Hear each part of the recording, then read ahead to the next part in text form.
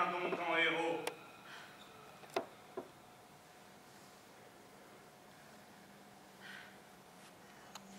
Dans un cercueil si étanche que même les chiens ne pourront pas flairer la mort.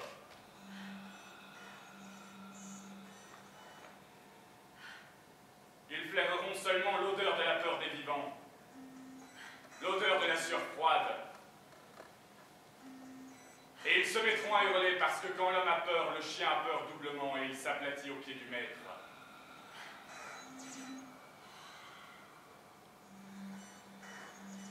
Il est donc de retour. Il est de l'intérieur, donc sans peur. Ils lui ont tout retiré. Mais ont-ils seulement tout remis en place?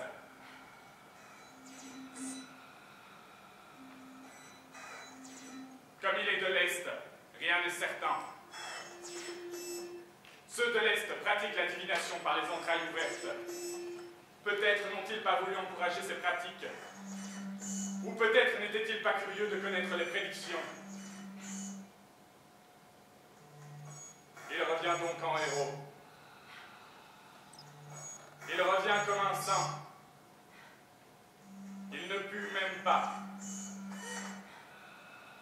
Les putes resteront désœuvrées tant qu'ils boiront à même le couvercle du cercueil, qu'ils ont recouvert d'une nappe comme une table. À la place des putes viendront les mères et les grands-mères parce qu'elles n'ont peur de rien. Elles n'ont même pas peur de la mort.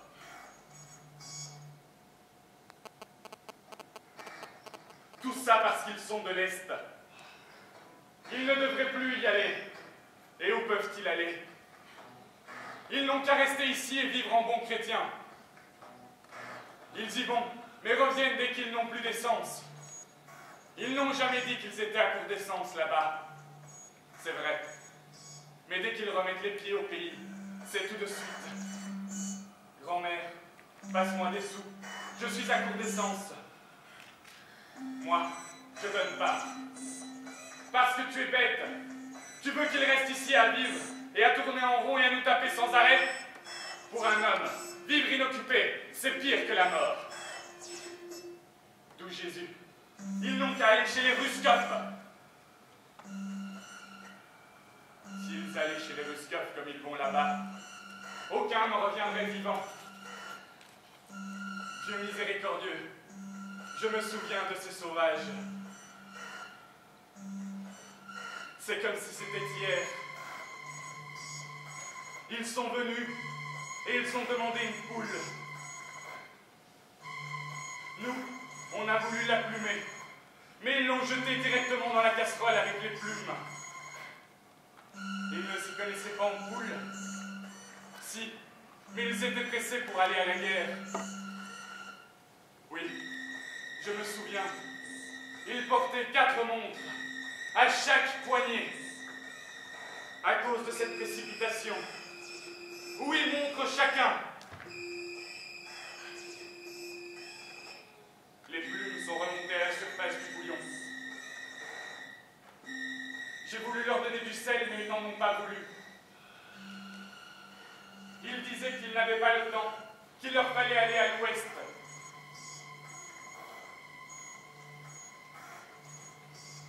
C'était du bon vieux temps, de ceux qui ne s'oublient pas de sitôt. Il y a un avant et un après leur passage. Quiconque s'en souvient encore peut se considérer comme un sage. Les plus sages sont les femmes habillées tout en noir. Elles ont survécu à leur homme et ont su se débrouiller sans eux, et ce ne fut pas si terrible. Une femme qui voit enterrer son mari ou son fils devient un peu comme un homme. Ce sont des vérités qui remontent à la nuit des temps, et le temps lui-même n'y change pas grand-chose. Une femme qui sait tuer une poule a moins besoin d'un homme et moins peur de la mort. Il se peut qu'elle porte des robes noires pour qu'on n'y voit pas la trace du sang des poules. Et les autres, vous vous en souvenez? Comme si c'était hier.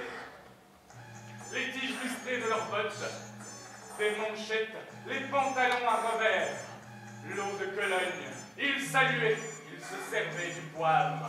Je me souviens que l'un d'eux,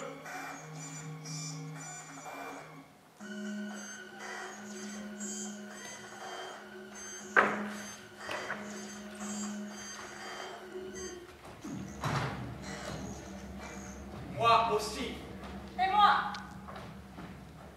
Leur chien ne voulait rien manger. comme s'ils n'avaient pas faim. Les chiens ont toujours faim.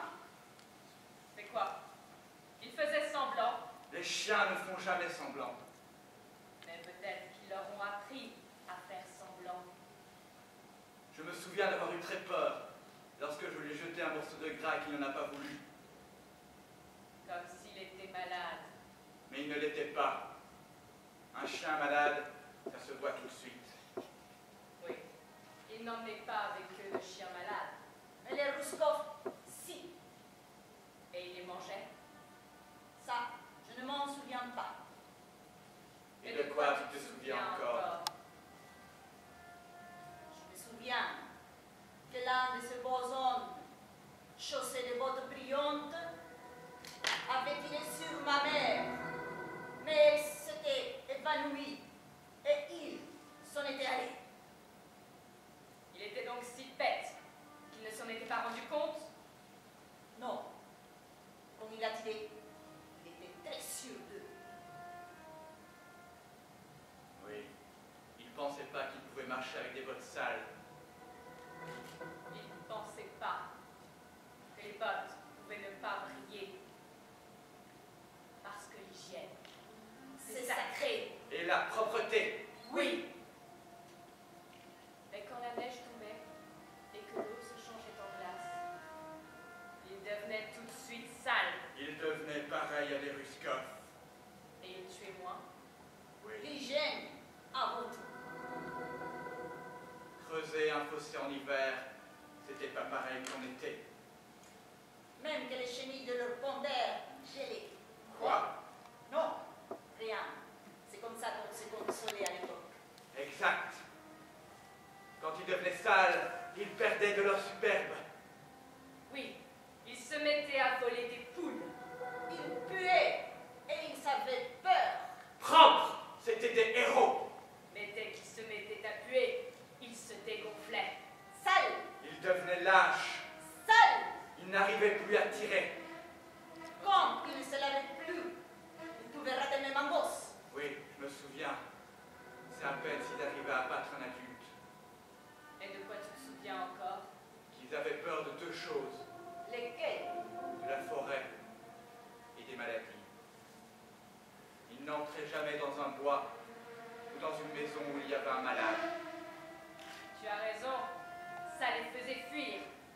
Pour entrer dans une forêt, il leur fallait d'abord y mettre le feu. Mais ils refusaient toujours.